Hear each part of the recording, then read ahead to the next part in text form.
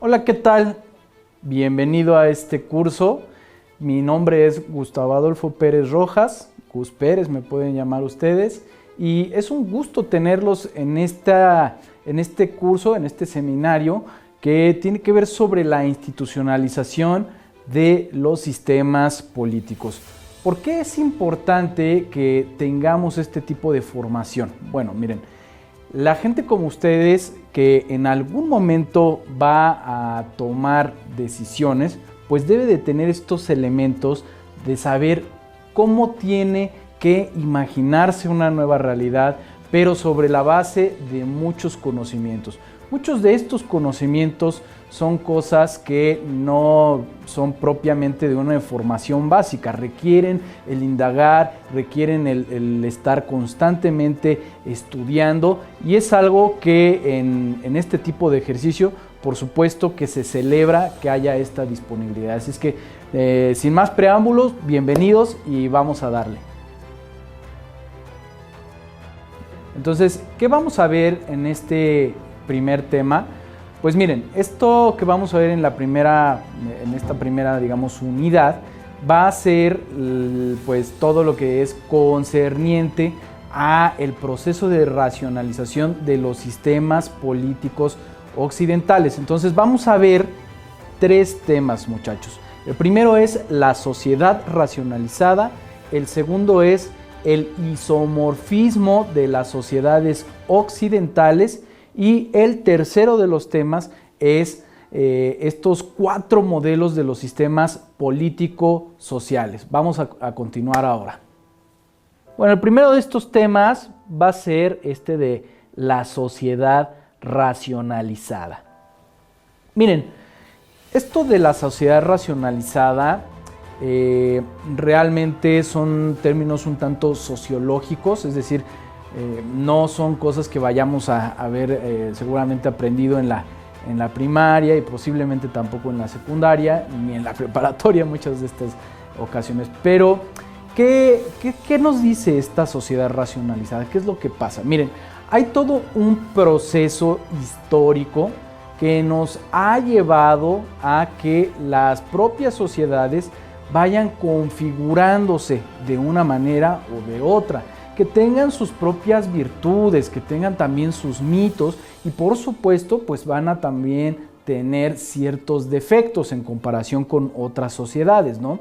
Entonces, lo primero que hay que entender es el origen de lo que se va a conocer como una organización, que esto de las organizaciones pues es el núcleo esencial del cómo se configuran las sociedades. Si nosotros lo vemos de esta manera, el cúmulo de personas que tenemos, el cúmulo de instituciones, de empresas, pues todas se conforman a partir de esto que le llamamos subunidades y que son las organizaciones. Entonces, la gran pregunta aquí la primera pregunta sería, ¿qué es la organización moderna? ¿Qué es lo que nosotros entendemos como una organización moderna? Pues miren ustedes, es una criatura que da la autoridad pública. Es decir, nosotros podemos decir que estamos organizados a lo mejor en un equipo de fútbol, o que tenemos una organización en la cual nos dedicamos a hacer cualquier fin, ¿no? Puede ser un club social, pero realmente lo que le va a dar el carácter de una organización, pues es ese reconocimiento que le va a dar la autoridad. Y entonces es cuando estamos hablando que estamos sujetos a tener un cumplimiento también de frente a las autoridades. Entonces las autoridades, esta es la figura que realmente le va a dar el peso a las organizaciones, pues porque le va a decir, efectivamente tú cumples con los requisitos, estás dentro de la ley y por eso te damos la facultad de que te organices, ¿no? Entonces hay diferentes tipos de organizaciones, ¿no? Están las no gubernamentales, las propias del gobierno, que serían las gubernamentales, y las instituciones privadas, ¿no? Que pueden ser, ahora lo entendemos muy bien, en el caso de las empresas o las sociedades de inversión. ¿Qué va a hacer entonces esta figura? ¿Para qué se va la gente a organizar precisamente en estas instituciones, en todas estas pues, figuras o subunidades de la sociedad que estamos comentando, pues van a tener básicamente dos funciones en esta organización política moderna, ¿no? Realmente lo importante que cabe mencionar de esto es que las organizaciones fungen como un sistema de reglas, y estas reglas que se hacen alrededor de estas organizaciones nos van a servir para dos fines. Esto es algo muy importante, ¿no? El primero de estos fines es el intervenir, y el segundo de los fines es el de regular. O sea, ¿para qué intervenimos y para qué regulamos? Muchas de las conductas dentro de la sociedad, pues a veces son encontradas, es decir, una organización puede tener una intención, puede tener una ideología, puede tener una misión y puede tener ciertas conductas, ¿no?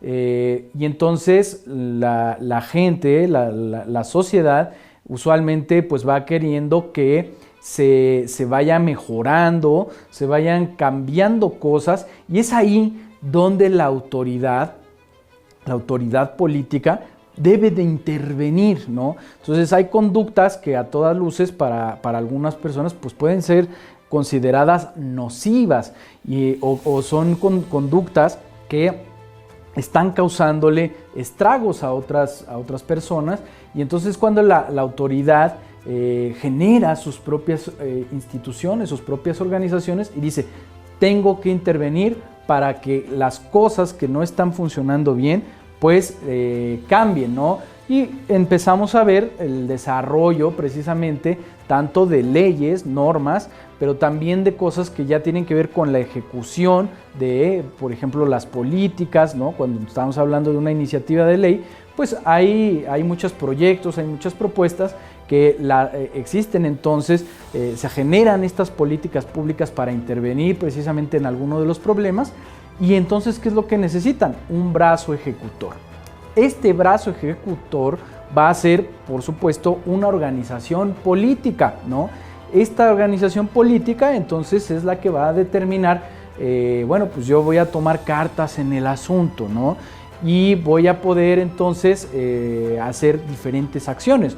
Puede ser cosas como el poder intervenir en materia de la seguridad pública, intervenir a lo mejor para que haya una instancia que regule entonces los impuestos. Hay muchas maneras en que va a intervenir la autoridad.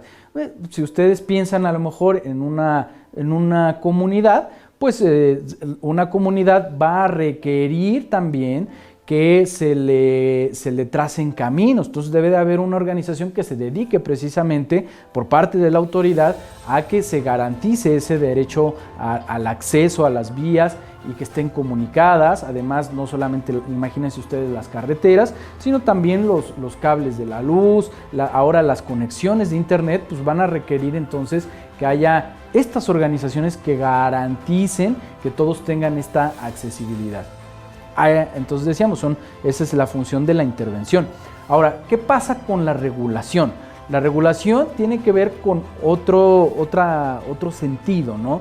Y es, por ejemplo, y estas más bien son de las políticas públicas que suelen ser muy criticadas, que son precisamente las que se les conocen como regulatorias, ¿no? Es ahí donde, por ejemplo, si hay una política redistributiva, de que se generan ingresos y entonces hay gente desvalida que tiene que acceder a estos cúmulos que se generan por parte de los impuestos, pues para que haya una redistribución de esa riqueza que llega a manos del gobierno. Entonces ahí es donde estamos hablando de una política regulatoria, ¿no? Entonces, como les comento, esta sería la segunda arista, ¿no? ¿Cómo le hace el gobierno, cómo le hacen estas instituciones para intervenir exactamente donde necesita regularse, pues no solamente los bienes que se tengan materiales, sino también cómo se regula, por ejemplo, pues hay muchísimas cosas para dar ejemplos, pero se me viene ahorita a la mente el regular ciertas conductas, ¿no? O sea, no en todos lados, sabemos que en el caso de México y en otras naciones latinoamericanas, estamos hablando de que son sociedades muy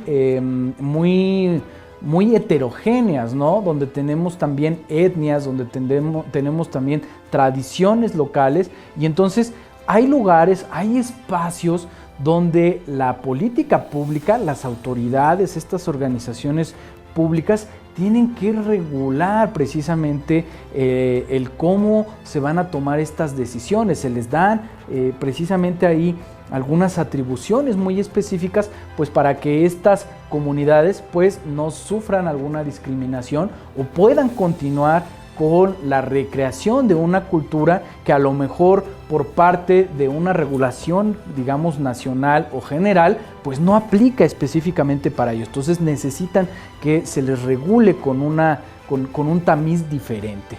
Entonces ahora vamos precisamente a darnos cuenta que es esta organización política moderna, pues va a ser la forma en que se van a organizar precisamente todas las actividades, tanto públicas como privadas. Esto es muy importante porque hay un devenir histórico. Ahora vamos a ver precisamente cuáles han sido estas cosas que han hecho que entendamos, por un lado, que hay cosas que consideramos públicas y otras privadas, y vamos a ver también que no siempre ha sido así. Cabe decir, antes de que precisamente haga este recuento histórico, que también hay, por supuesto, actividades que no tienen un vínculo político y que tienen algunas repercusiones, ¿no?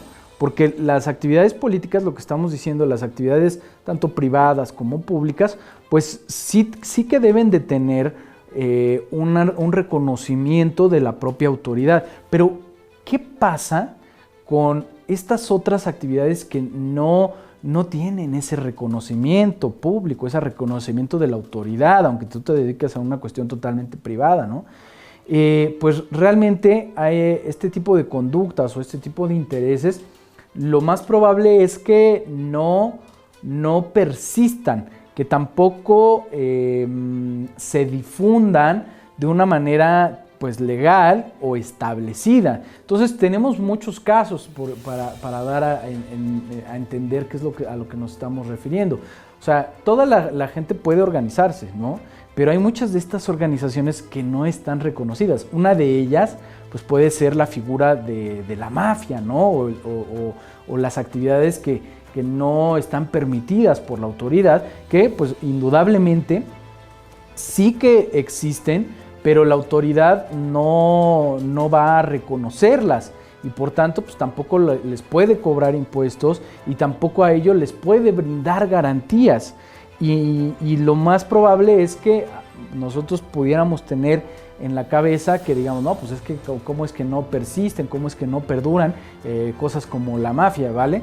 Entonces, pues nosotros lo que tenemos que reflexionar es, pues no es lo mismo comparar una de estas instituciones que van cambiando, por supuesto, las actividades ilícitas, pero que no hay un reconocimiento y que por tanto, pues el día de hoy hay si ustedes lo quieren ver así, hay una organización que se dedica a este tipo de cosas ilegales, pero en algún momento desaparece, ¿no? Y surge otra por acá y hay otra por acá, pero realmente no, como están fuera de la ley, usualmente van a estar siendo perseguidas y su difusión también va a ser seriamente mermada. Entonces la gente es cuando este tipo de personajes, cuando se meten a estas organizaciones, pues no van a tener un reconocimiento público, tampoco ellos pueden pedir que se les otorguen ciertas concesiones, ni tampoco pueden pedir entonces que estén dentro del sistema. Entonces usualmente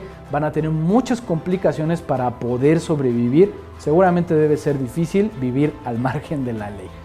Pero entonces, hay una característica del actual sistema que nosotros vivimos de manera global en esta sociedad moderna, que es que hemos heredado un sistema mundial, ¿no? Un sistema de instituciones, un sistema de organizaciones, un sistema normativo que es altamente competitivo por un lado y por el otro que es isomorfo. Ustedes ahora me pueden decir qué es ser isomorfo, ¿no? ¿Qué es el isomorfismo?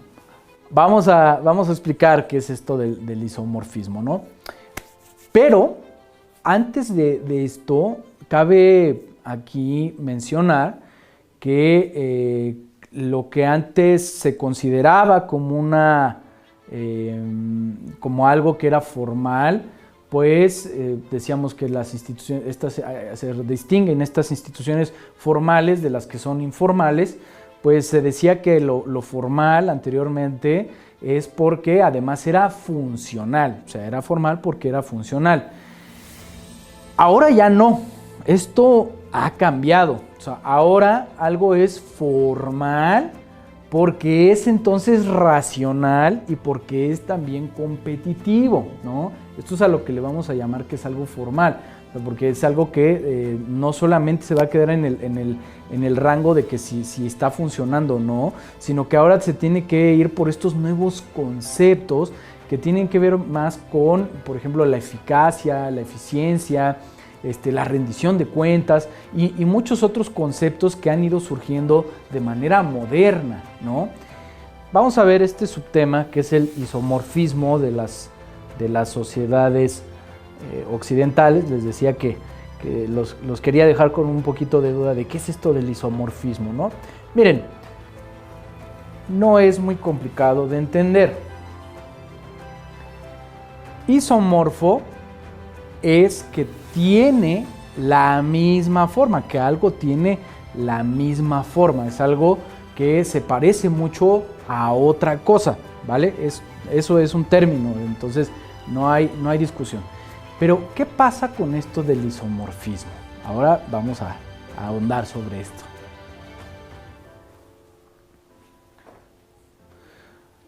Pues bien, el isomorfismo es una consecuencia estructural de la forma de organización política. ¿Y por qué ocurre esto? Lo que quiero que ustedes comprendan es por qué las organizaciones se parecen tanto entre sí, ¿no? Ustedes pueden decir, no es cierto, es que hay muchos tipos de organizaciones y algunas son son más proactivas, otras son más cerradas, otras son... Sí, es verdad, pero en esencia, si nosotros nos ponemos a pensar en cómo se estructuran, ustedes imagínense que ven un organigrama, ¿no? Pueden ver el organigrama del partido, pueden ver el organigrama de una empresa, pero también pueden ver el organigrama de una ONG o el organigrama de la iglesia, por ejemplo, y ustedes se van a dar cuenta que repiten un patrón, y es, por lo general, siempre van a tener pues una cabeza, ¿no? Van a tener aquí una cabeza y luego van a empezar a bajar, así van a tener como líneas. Acuérdense que los diagramas estos son así, hay una línea, luego empieza a haber otra línea horizontal y aquí hay otra unidad y luego otra unidad, y lo mismo de esta, se empieza a dividir, empieza a bajar y hay otra unidad que dependen de esta pieza. Esa estructura que nosotros tenemos ya conocida, que es más o menos así piramidal, es una figura isomórfica, es decir, siempre tiende a ser una especie de triángulo, siempre se parece a esto. ¿Y por qué es así? Ustedes se preguntarán. Pues esto tiene una razón histórica. La razón histórica tiene que ver con el cómo se desarrolló principalmente la cultura romana. Ustedes recuerden que la cultura romana es pues realmente la abuelita, digámoslo así, tatarabuelita, bisabuelita, tatarabuelita de lo que nosotros estamos viviendo ahora en este mundo occidentalizado, ¿no? Entonces esta gran cultura romana, ustedes deben de conocer, esto sí que lo vieron en la escuela, pues prácticamente se configura, se cuaja bien a partir de el año 27 antes de Cristo, ¿no? Y alcanza un esplendor, realmente se expande por muchos lugares de Europa y el norte de África, y dura hasta el año de 476, cuando nosotros sabemos que esto es la era que nos indica la caída del Imperio Romano. Entonces, ¿qué pasa en este proceso de decadencia que decíamos que realmente pues, inicia de la mano prácticamente con el catolicismo, ¿no? Cuando surge esta idea de que regresa el Hijo de Dios, y bueno, surge una especie de movimiento también revolucionario en el cual había pues, un orden preestablecido. Ese orden es el que habían constituido estos romanos, ¿no? Entonces, durante varios siglos, los romanos empezaron a cuajar todo un sistema de valores, un sistema de conocimientos, un sistema de organización, un sistema de administración que pues era muy efectivo, obviamente para su tiempo, ¿no? Al grado de que, pues, si ustedes ahora tienen en el imaginario de lo que pasa con los Estados Unidos a lo mejor, ¿no? Pues hay muchos pueblos que aspiran a hacer algo similar, ¿no? Pues en ese entonces la cultura romana pues era esta gran cultura que todo mundo la veía como algo muy sofisticado. Entonces los romanos pues conforme iban avanzando, recuerden de esta ciudad Roma, ¿no? que es la principal, pues conforme iban avanzando hacia el norte y hacia el sur, pues iban invadiendo otros pueblos. Pero ustedes se dirán, oye, es que gente que andaba invadiendo a los otros. No, la verdad es que como era una situación aspiracional, pues muchos de estos pueblos que eran conquistados realmente es que ellos querían ser conquistados, ¿no? Porque ellos querían aspirar a tener una mejor calidad de vida, y lo que veían es que los romanos pues estaban muy bien organizados. Y no se diga en cuestiones de arquitectura. Si ustedes pues han estado en ciudades aquí en México como Morelia, como Querétaro, pues van a ver estos bonitos acueductos que por supuesto son un legado romano, que evidentemente en Europa pues están llenos de estos acueductos y de esa misma arquitectura para hacer puentes y edificios y muchas construcciones, ¿no? ¿Por qué? Porque los romanos, cuando empezaban precisamente a adentrarse con otros pueblos, eran muy eficientes en cuanto a pues ir adoptando todos estos conocimientos, volverlos propios y entonces tener la posibilidad de replicarlos en otros lugares. Y lo mismo pasaba con la cuestión del derecho, por ejemplo, ¿no? O sea, los pueblos querían formar parte de este gran imperio romano, pues porque ahí sí existían leyes. Recordemos que muchos de los otros pueblos eran todavía pues tribus que no tenían realmente un sistema para poder determinar lo que estaba bien, de lo que estaba mal, de lo que era justo, de lo que era injusto. Y entonces pues muchos pueblos iban cediendo, ¿no? Ante este gran imperio romano. Lo que pasa en la actualidad es muy similar. Hay muchas sociedades que para nosotros decimos, es que nos gustaría que nuestro país fuera como esta nación o como esta otra, y tiene que ver con esas cosas que son directamente asociadas a esa gran capacidad de organizarse. Entonces, vamos a tener este referente primero, ¿no? La gran cultura romana como esa gran herencia primigenia. Pero ¿qué pasa? Como todas las culturas, tienen un momento de inicio, tienen un momento de crecimiento, tienen un momento de cenit, de estabilización, pero también tienen un momento en el que empiezan a ir hacia la baja y finalmente tienen una fecha crucial en la cual se terminan o tienen que hacer un verdadero cambio profundo. Y esto es lo que le pasa a los romanos, ¿no? Todo el mundo sabemos y hay muchas películas sobre la caída del Imperio Romano Y pues decíamos que realmente cuando empieza el Imperio Romano a tener estos problemas era a partir del año 27 antes de Cristo, y pues toda esta época donde comienza el catolicismo.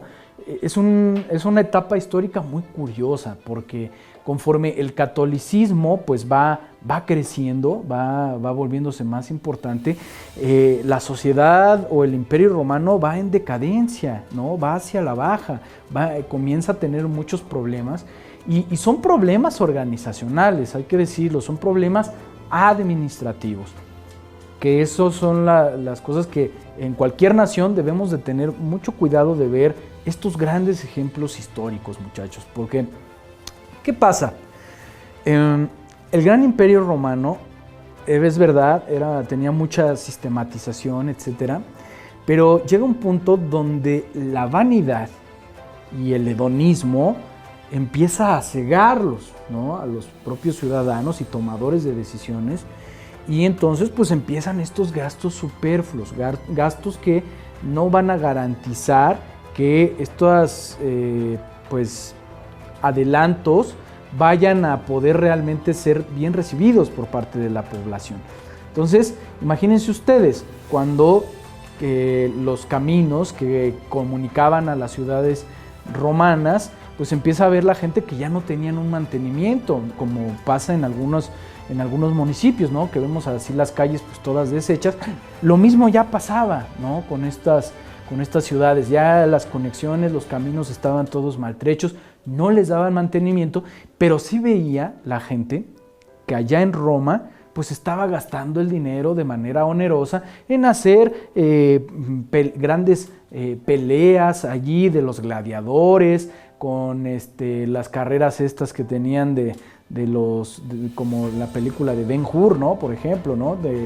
Que hacían estos grandes festivales, un gran derroche de recursos, y entonces la gente se empieza a decepcionar de eso. Dice, oye, pues qué bonito quedó tu festival, pero realmente nosotros no hemos mejorado en nuestras condiciones de vida, los caminos son cada vez más, están destrozados, son inseguros, y hay algo que les pega muchísimo, que es que todos estos pueblos que habían sido adoptados por esta cultura romana, se les quita, digamos, este pasaporte que los hacía ser llamados como romanos, ¿no? O sea, y entonces los romanos hicieron una serie de implementación, de desinstitucionalizaciones, que decían, bueno, pues es que ya los que acabamos de conquistar, pues nada más van a tener derecho a pues, prácticamente pagarnos impuestos, y por ahí haremos alguna cosa, administramos todavía justicia, pero ya no van a ser entonces romanos. Entonces, la gente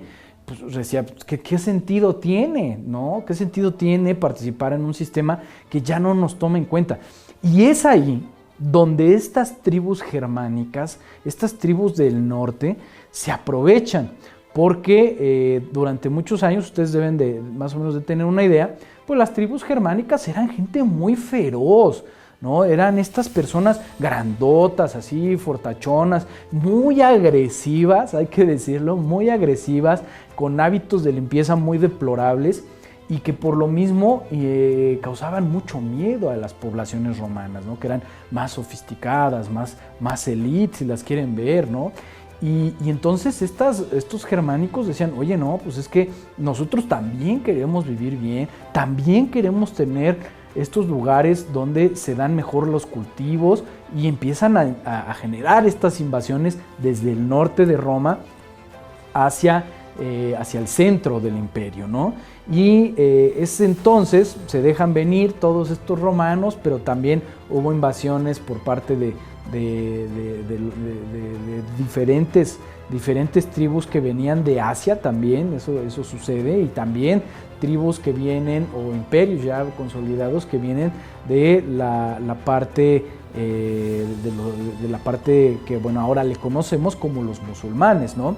Entonces, hay una gran presión, digámoslo así, de todas estas nuevas tribus que están ahí queriendo conquistar todos estos territorios romanos, y es en el año del 400 Es en el año del 476 después de Cristo, donde aquí ustedes van a ver en la ilustración, este señor que se llama Odoacro derroca a Rómulo Augusto. Y si ustedes ven en la ilustración con atención, pues van a ver ahí a Odoacro sentado con una, pues ahí con una túnica, y a su lado izquierdo y a su lado derecho van a ver a sus generales.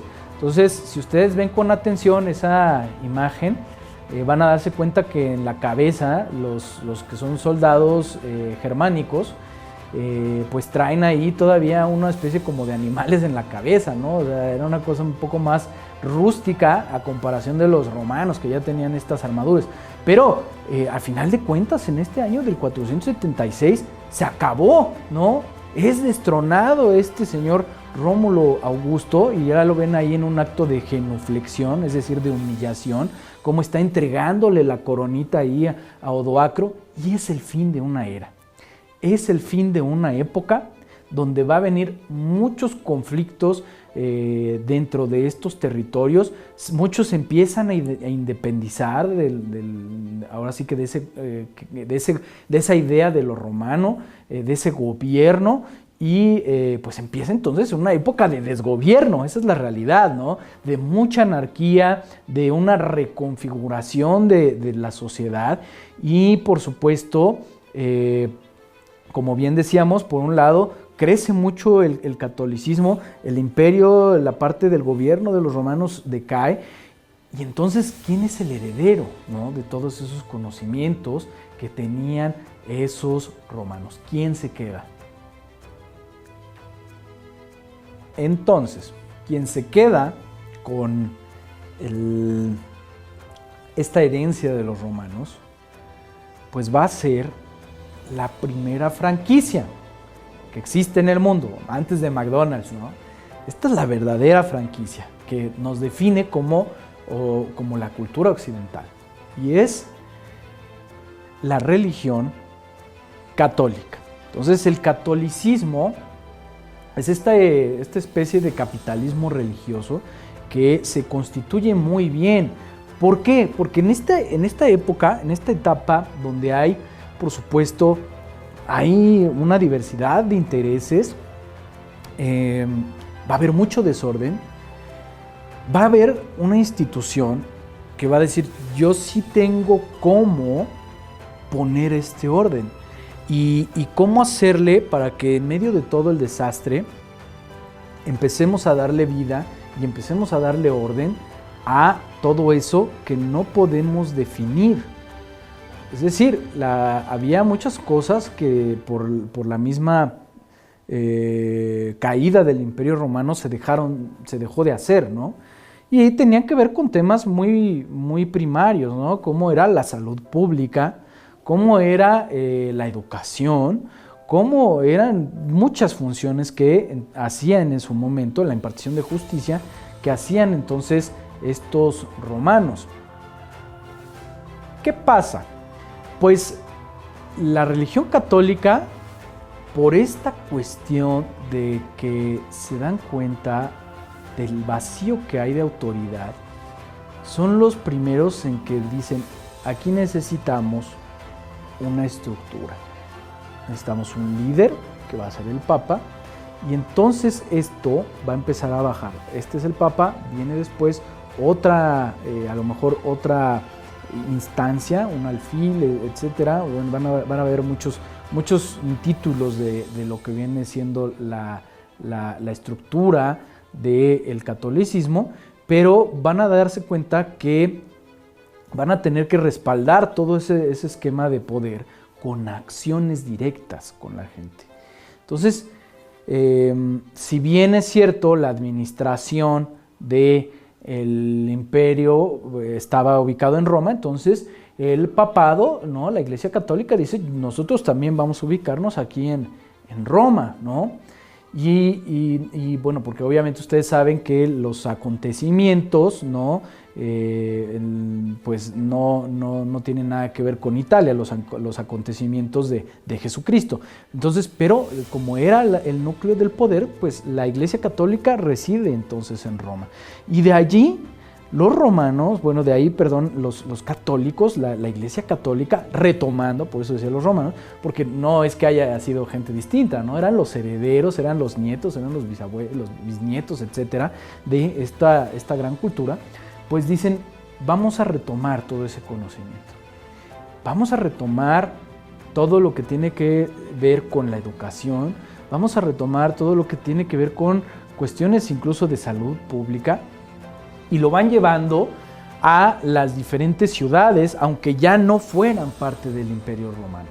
Entonces, la Iglesia se va asentando en todas estas ciudades europeas. Por eso es que no es una casualidad que ustedes vayan, por ejemplo, pues aquí en cualquier, prácticamente si están en México, si van a cualquier pueblecito o cualquier gran ciudad y más o menos tienen una configuración muy similar, ¿no? Que es esta especie de cuadro donde aquí hay una iglesia y luego acá hay un poder ejecutivo y luego por acá a lo mejor hay alguna otra institución, pero siempre va a estar la iglesia al lado del poder gubernamental, ¿no? Porque esto es lo que sucedía entonces en todas las comunidades europeas, que la iglesia estaba en el centro del poder de todas esas sociedades, ¿no? Y la iglesia empieza a llevar cosas que ya nadie sabía quién era el responsable, de la impartición de la justicia, el control, por ejemplo, de los natalicios, ellos llevaban un récord, el control de los matrimonios, el control de las herencias, y eran los que dirimían este tipo de conflictos cuando se llegaban a presentar, de lo que era lo correcto de lo incorrecto. Y claro, mezclándolo con esta cuestión religiosa, pero en realidad la gran virtud que tiene la Iglesia Católica es de reorganizar la administración de la cosa pública. Y entonces eso es a lo que nosotros le conocemos, lo vamos a reconocer como esta especie de catolicismo religioso. Entonces, la cristiandad, la cultura de lo cristiano, se vuelve la cultura pública, esa gran cultura que toda la gente va a tener en común.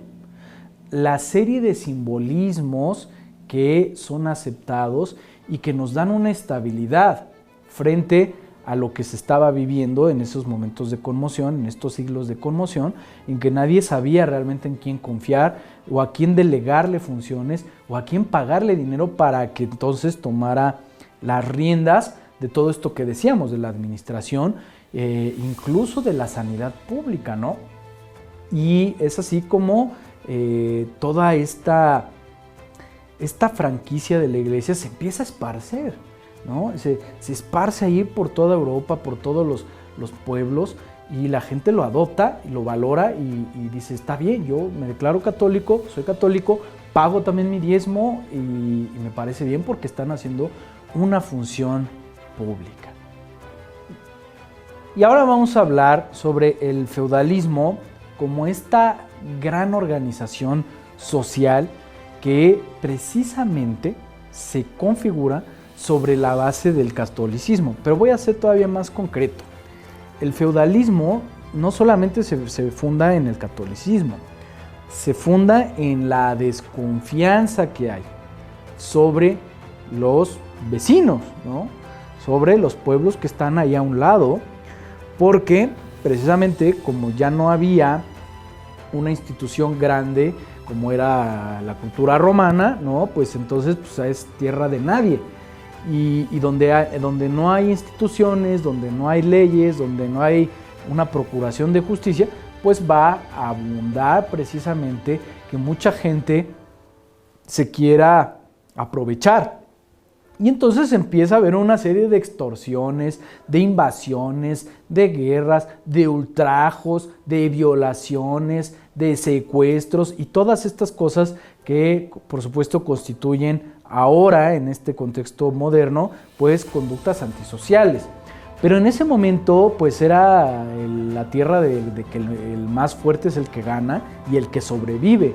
Entonces el feudalismo se crea porque por toda esta serie de pillajes, ¿no? Que había entre pueblos aunque fueran vecinos, y pues lo que lleva es a que se construyan estas edificaciones que se conocen como murallas. Si algún día tienen la posibilidad de visitar algunas partes de Europa, van a ver que todavía hay varias ciudades amuralladas muy bonitas. En el caso de España se me viene a la mente Ávila, se me viene a la mente también Segovia, y hay muchas otras ciudades, Lugo también, donde se nota muy bien cómo están los trazos de la muralla y que no fueron derruidas.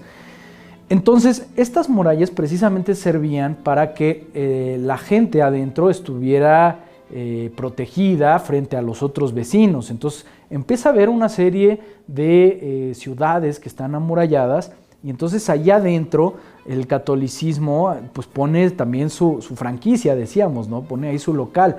Y entonces pues ahí es donde vemos, si ustedes ven ahí en esta ilustración que tenemos en la pantalla, pues van a darse cuenta cómo está esta ciudad ahí amurallada, y que en el centro pues se ve una iglesia y se ve que también hay otros palacetes por ahí, y seguramente uno de estos pues era precisamente el lugar religioso, ¿no? El lugar que tenía entonces la religión, era preponderante, era muy, muy, muy importante, porque precisamente cuando empiezan a surgir estas personas que sí tienen un poder,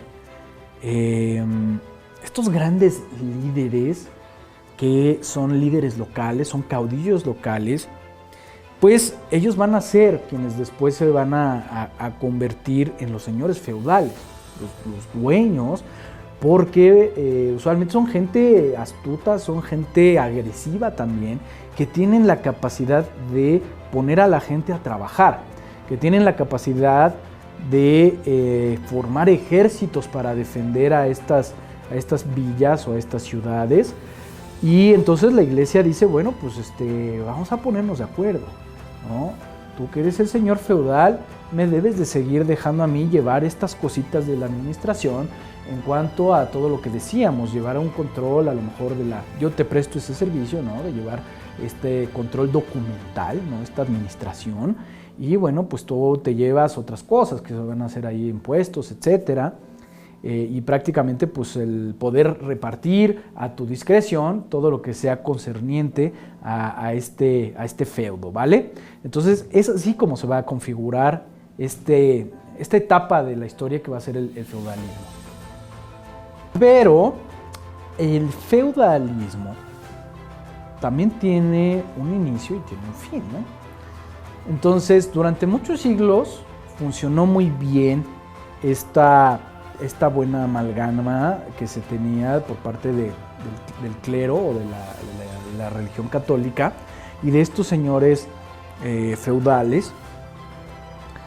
Pero lo que sucede es que cuando tú vives adentro de una muralla de 4 paredes y no quieres salir, pues la gente se reproduce, ¿no? Es un poco cómico, pero esa es la realidad, la gente se reproduce, entonces cada vez hay más personas adentro de estas murallas, y esto al principio pues va a llevar a que la gente pues en un primer momento va a vivir pegado a la muralla, pero afuera, ¿no? Entonces empieza la gente a desbordar estas murallas, se empiezan a hacer más comunidades afuera de la muralla, porque quieren seguir estando cerca de la ciudad, pero ya no caben, ¿no? Entonces la primera cosa que se les ocurre, brillantísima, es pues vamos a tirar esta muralla y vamos a hacerle una extensión a esta muralla, y entonces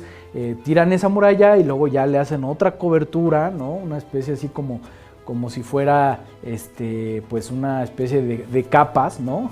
Como si fuera una especie de capas, y pues bueno, después duran ahí un ratito, pero otra vez, ¿no? Otra vez pasa que se vuelve a llenar. Entonces hay ciudades como Madrid que tienen, al menos debe de tener 3 murallas derruidas, ¿no? Que cada vez iban creciendo más y más y más, pues hasta que ya llega un punto donde no se puede, ¿no? Y pasa entonces que estas ciudades donde precisamente la gente ya se quedaba fuera de de la ciudad. Se les conoce estos como los burgos y después se les llamaron los Faubourg, que es como la gente fuera de la ciudad.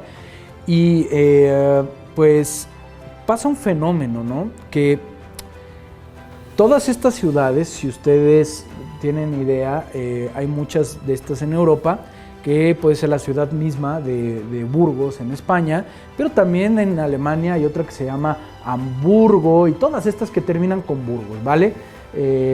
Flemingsburgo, Freiburgo, todos estos burgos son estas ciudades. Estas ciudades que antes tenían su muralla, pero que ya la gente se empezó a salir de las propias murallas y entonces pues, se forman estas grandes ciudades, ¿no? Estas grandes ciudadzotas gigantescas que entonces va a venir acompañado de un fenómeno hacia el siglo XV en el que ya lo que era la economía también colapsa, ¿no? También colapsa porque ya el dinero no era exclusivo de los señores feudales, o los lores, ¿no? Los lores era lo que se conocían. Porque precisamente esta distancia entre el poder, digamos, si ustedes ven así como, digamos, tienen su zócalo y está ahí su iglesia y el poder ejecutivo, el castillo del rey, ¿no? Y ya queda muy lejos de estos que están allá afuera de la muralla. Entonces los que están afuera de la muralla, pues dicen, oye, pues aquí no, ya como que no llega ni la administración, ¿no? Entonces, no ha llegado por aquí ya el rey, pues voy a hacer aquí mi negocio, ¿no? Porque pues antes, como estaban adentro, todo el mundo estaba auditado por estas autoridades, ¿no? Y pues entonces si tú hacías zapatos, el rey te iba y te decía, a ver, tú dame todos estos zapatos, yo los voy a distribuir a mi discreción, ¿no? Y tú entonces, el que anda ahí cosechando no sé qué, pues da matanga, eso es para acá y lo vamos a empezar a repartir como queramos. Pero esta gente que se queda ya alejada afuera de los burgos, dice, pues es que ya el rey no viene cada rato y además ya tenemos ciertos problemas, porque también acá llegan estos pillos, nos roban, violan a las mujeres, se llevan el ganado, etc.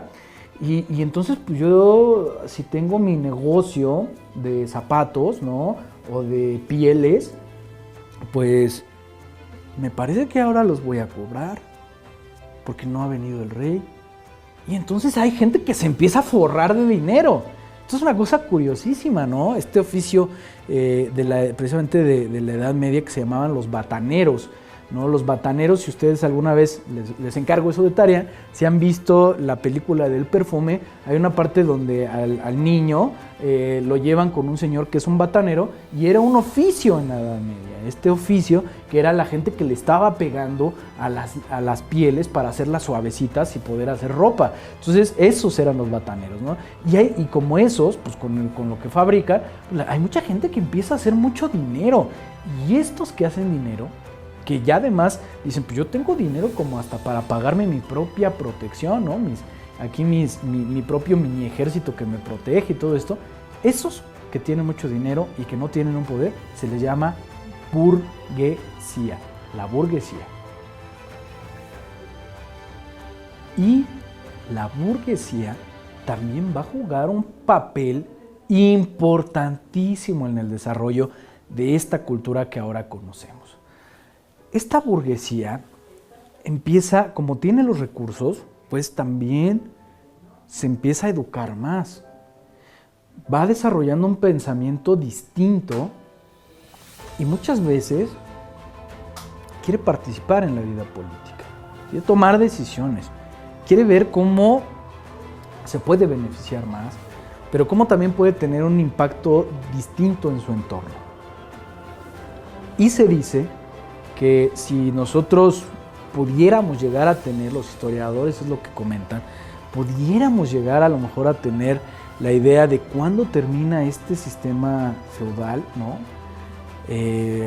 Pues va a ser la Revolución Francesa de 1789, porque fíjense ustedes, Francia para esos tiempos era una sociedad de avanzada, porque si ustedes piensan, si lo comparan Francia con Italia, pues los franceses llegaron a ser un estado nación mucho antes que otros pueblos, Pues precisamente porque había un señor feudal, ¿no?, que era más poderoso que otros, y entonces esta serie de feudos que decíamos, estas ciudades amuralladas, dicen, nosotros queremos un ente mayor, ¿no? Queremos un ejército todavía más poderoso, que sea constante, que nos aminore costos, y entonces dicen, bueno, pues necesitamos la figura de este monarca, este rey, que es el que va a procurar tener una estabilidad en todas estas ciudadecitas amuralladas, en todos estos feudos. Entonces le delegan este control, y que además el rey pues sigue haciendo esta gran alianza con la religión católica. Entonces todo funcionaba bien, digámoslo así. Y fíjense ustedes, esto es algo que es muy necesario entender. Nosotros ahora estamos muy acostumbrados a decir, es que los derechos ciudadanos, y yo soy un ciudadano, y es que ahora puedo yo ejercer mi poder, o puedo influir en las decisiones políticas, ¿no? Pero antes no era así. Antes, cuando una persona común y corriente nacía dentro de uno de estos feudos, pues eras propiedad, eras como un animalito más, ¿no? Esa es la realidad, eras un mecanismo más del propio poder monárquico, del propio poder feudal en las localidades, ¿no? Entonces no tenías ni derechos, esa es la realidad, no había derechos, ni mucho menos habría esta posibilidad de entender que existiera una forma de influir en las decisiones públicas. Pero es con esta Revolución Francesa de 1789 que todo cambia, ¿no? Porque es realmente la burguesía la que incita al vulgo, a las demás estratos sociales, para que pues se lleve a cabo un cambio. Y este cambio va a terminar precisamente con la decapitación del que entonces era el rey, ¿no? O sea, literalmente en una plaza pública se le corta la cabeza, ¿no? Y esto tiene un impacto, por supuesto, en la sociedad occidental, en la sociedad europea, ¿no? Este gran simbolismo de decir, hasta aquí llegaron, y ahora empieza una época totalmente distinta, fundada en estos valores que tienen que ver con la igualdad, la fraternidad, pero sobre todo que va a tener un impacto en el cómo se reorganiza esta gran sociedad occidental. Y entonces se vienen una serie de cambios, ¿no? Empieza también una gran inquietud por parte de las naciones europeas por empezar a ocupar ya productivamente y con gente, pues todas estas naciones que habían descubierto, bueno, no eran naciones, evidentemente, estos territorios que habían descubierto en América y algunos otros territorios, y es cuando viene un boom, ¿no?, en cuanto precisamente a la educación de las personas, el hecho de que existieran los salarios, ¿no? Esto es algo interesantísimo, porque pues cuando tú eras parte de un señor feudal, pues no existía esto de los salarios, ¿no? Entonces, Michel Foucault, lo que dice es que los salarios son una de las formas que se tienen para incluir a los mendigos dentro de un esquema formal, ¿no? De volverlos formales, pues porque se les empieza a pagar a las personas por hacer algo, y no nada más porque hubiera una dádiva. Entonces empieza toda esta gran revolución, ¿no?, que va a tener un impacto en cuanto a cómo se hacen las cosas, la maquila de todo, ¿no?, la ropa, viene todo este gran cambio hacia el siglo XIX, precisamente por las grandes invenciones. Estas invenciones que tienen que ver con la época de la revolución industrial. Y esta revolución industrial de máquinas, así, tal cual, nos lleva a una nueva revolución organizacional.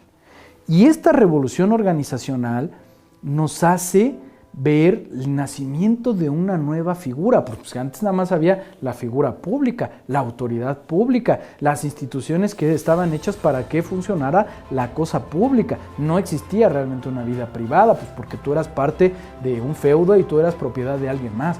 Pero no, después de esta revolución que decíamos, de la Revolución Francesa, pues, y con todo este desarrollo de los nuevos mecanismos, la producción en serie, ¿no?, de cosas, el abaratamiento de muchas materias primas, etcétera, pues dan el origen de lo que después vamos a conocer como las organizaciones privadas, las sociedades corporativas que se dedican en específico a generar productos o bienes o servicios que ya no tienen que ver con lo que eran las decisiones del poder, de las decisiones de la autoridad pública. Autoridades públicas por un lado, y ahora va a haber instituciones o empresas privadas.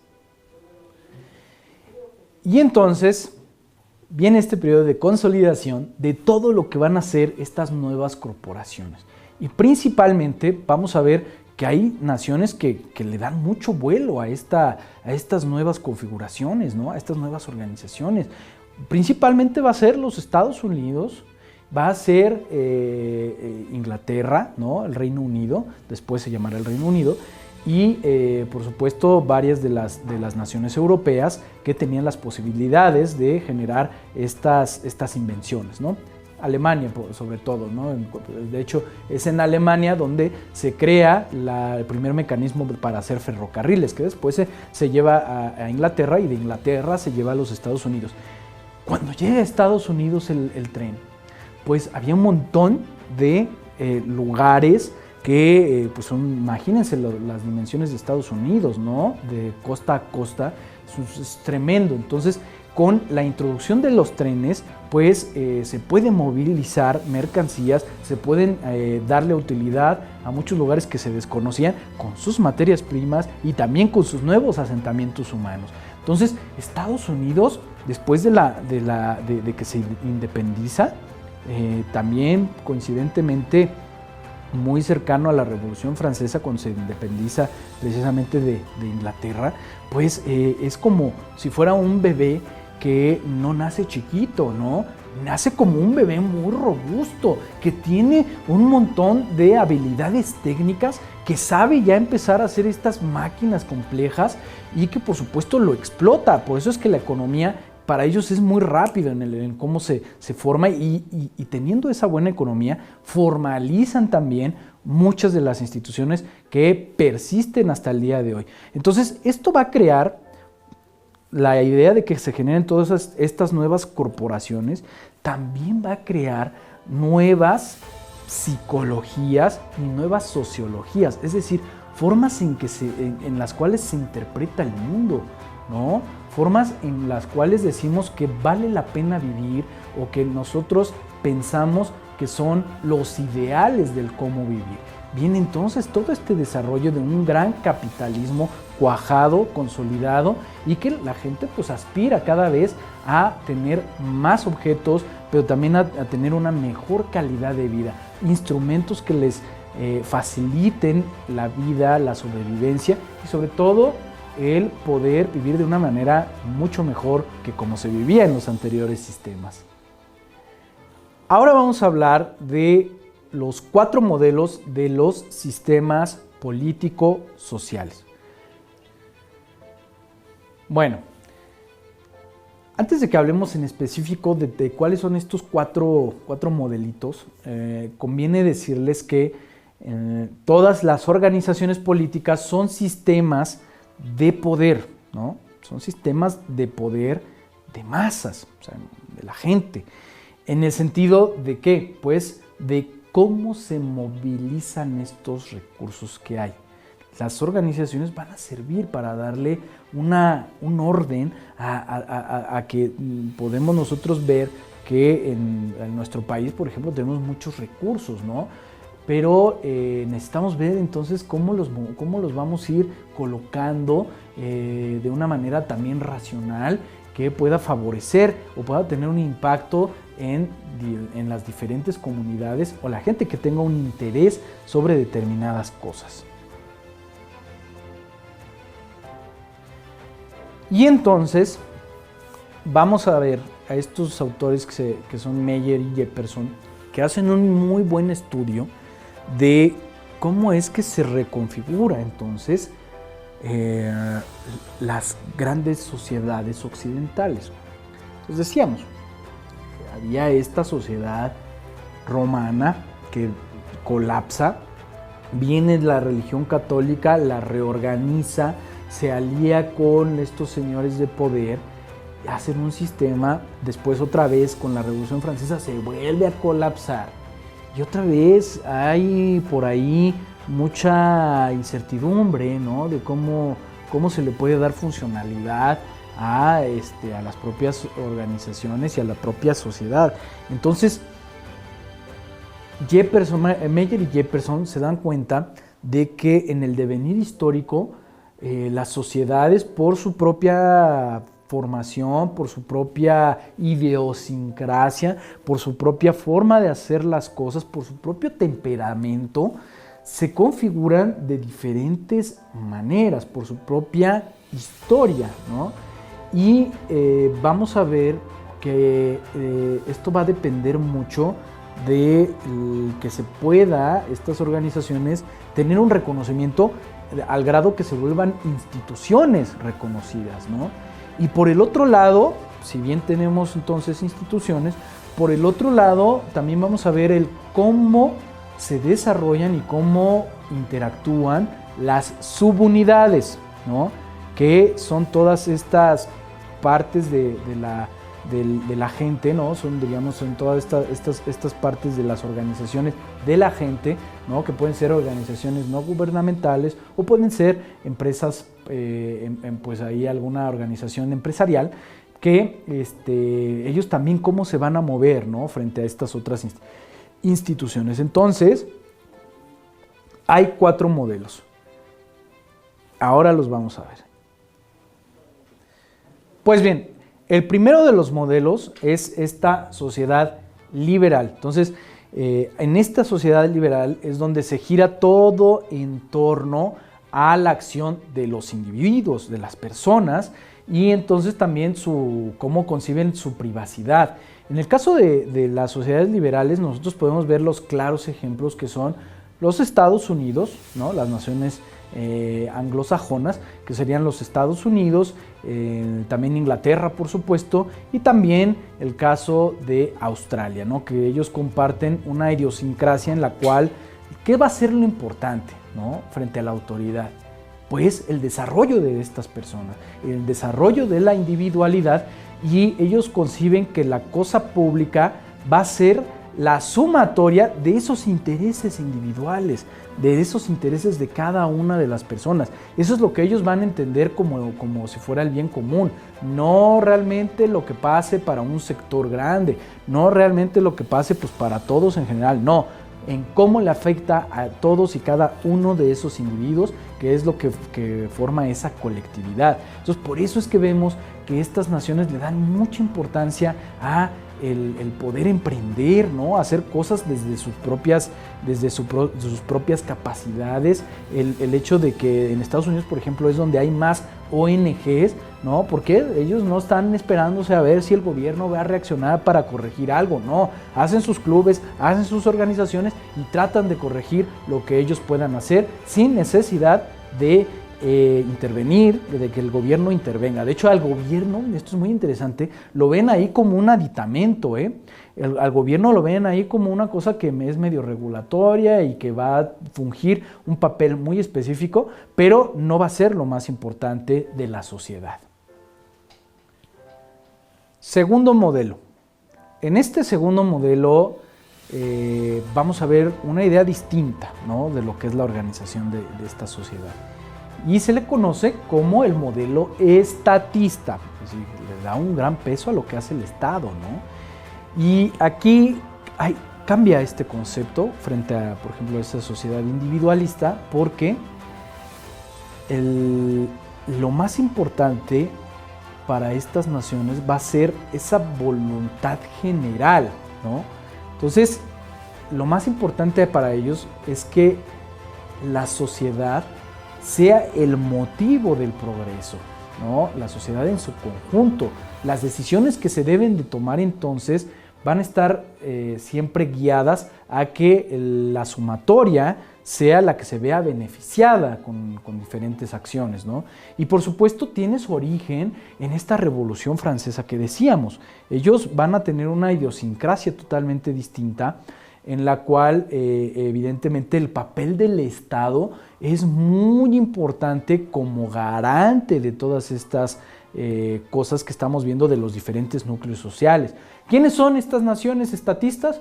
Bueno, pues esas herederas de la cultura francesa, que va a ser evidentemente Francia, pero también otras naciones como la mitad de Bélgica, que está prácticamente pegada a Francia, y que, bueno, pues muchos de los territorios a veces han sido belgas, luego han sido franceses y luego se han ido ahí un poco cambalachando, pero tienen esa misma idiosincrasia.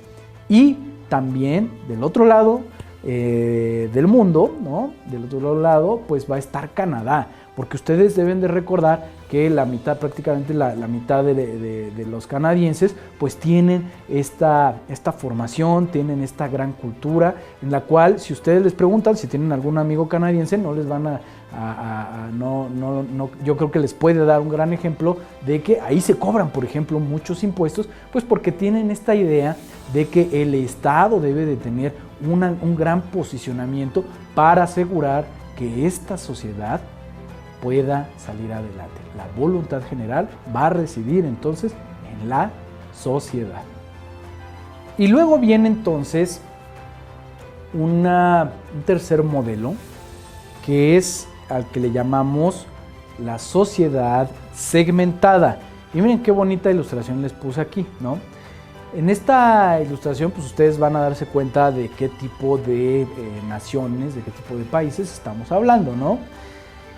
Aquí esto es muy interesante porque si pensamos en esto que decíamos del grado de institucionalización y el grado de desarrollo de las subunidades, en los dos casos es muy deficiente, ¿no? Tenemos subunidades, es decir, la gente común, la gente no se asocia tanto, ¿no? No hay tantas ONGs en estos contextos, pues porque muchos pues, están esperando que el gobierno vaya a resolverles las cosas. Pero por otro lado, también el grado de institucionalización no es muy bueno, ¿no? Entonces, pues en la ilustración ustedes se pueden dar cuenta que ahí hay gente que se apropia del espacio público y esto pues tiene repercusiones en la idiosincrasia de las personas, en la realidad, en la sociología, en la psicología y en la forma que se tiene de concebir ese espacio. Entonces, allí lo que sucede es que, como dice otro gran autor que es Guillermo de O'Donnell o también Gustavo Emmerich, que nos dicen que en estos contextos pues las subunidades, es decir, la sociedad, ven y dicen, sí, efectivamente, ahí está, ¿no? Ahí existe también otro ente que se le llama el Estado, pero yo no lo veo como un proyecto conjunto. Y entonces no se tiene la misma idea de lo que constituye un Estado, porque como estábamos viendo ahorita, hay otras sociedades donde lo ven muy a la par, ¿no? Lo ven muy, muy similar. Ven prácticamente que los proyectos del Estado son los proyectos de la gente, son los proyectos de la sociedad. Y en estos lugares donde tenemos una sociedad segmentada se dice, pues por aquí va la sociedad y el Estado va como que por acá en paralelo y casi nunca se cruzan en los intereses. Por eso es que mucha gente en este tipo de sociedades latinoamericanas principalmente, pero también evidentemente en África y el sur de Asia, pues pasa mucho que la gente cree que su obligación dentro de la sociedad pues se queda nada más en el ir a votar y ya que el gobierno haga todo lo demás. Esa es la gran diferencia porque hay una segmentación de los intereses, por un lado decíamos del Estado y otros intereses que a veces van en otro sentido por parte de la sociedad. Y entonces viene un cuarto modelo del cual nos hablan Meyer y Jefferson, que es este modelo de la sociedad corporativista. El nombre es muy sugerente precisamente porque aquí estamos viendo que hay una institucionalidad colectiva que va a privilegiar las funciones sociales y la especialización. ¿De quiénes estamos hablando? Ustedes se preguntarán. Pues ahí estamos viendo en la ilustración que estamos hablando de pues el caso de Alemania, pero también de todas estas naciones que nosotros ahora las podemos ubicar como vecinos, ¿no?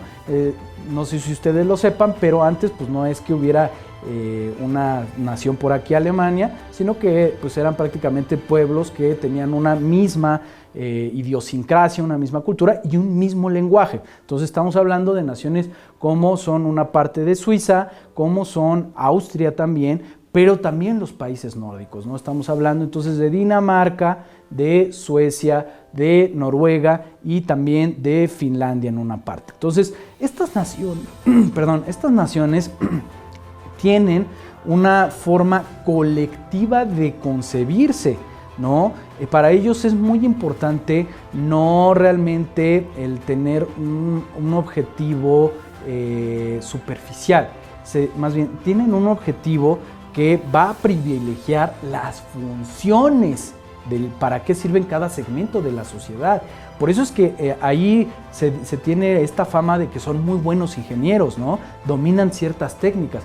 Y es verdad, ahí también hay mucha participación de las subunidades porque son muy buenos para organizarse. Y son tan buenos para organizarse que han hecho grandes corporativos. No solamente el gobierno funciona de manera eficiente y eficaz, sino que también la corporación privada, por esa misma naturaleza de participación que tienen, pues han hecho grandes corporativos como las grandes empresas, por supuesto de cervezas, pero de otras cosas como de autos muy sofisticados, de lujo, de grandes cosas que tienen que ver ahora con tecnologías, ¿no? Que pues esto por supuesto tiene un impacto en el desarrollo no solamente de cómo se organiza la sociedad, sino en un gran desarrollo también económico. Entonces, aquí es donde vamos a tener la idea de que los estados deben de ser muy específicos en qué partes necesita que la sociedad asuma ciertas responsabilidades, segmentarlas de alguna manera para que pueda tener una funcionalidad.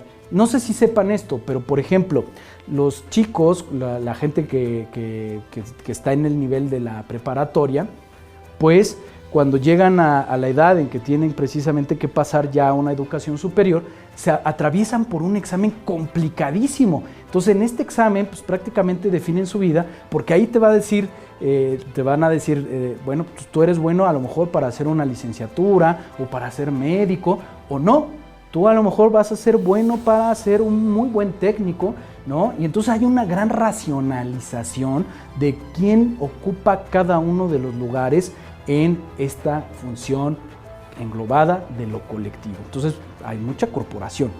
Y bueno, hasta ahí vamos a dejar esta parte de cómo son estas 4 configuraciones de los estados. Y bueno, queridos alumnos, ¿no? Vamos a llegar ahora a esta etapa ya de conclusión, ¿no? de este primer apartado.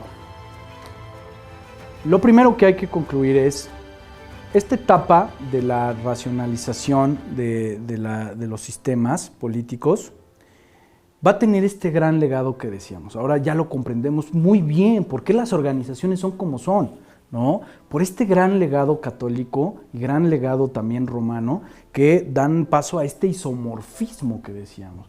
Entonces esto del isomorfismo tiene consecuencias muy, muy importantes para la sociedad occidental y por supuesto para entender qué es lo que pasa con México.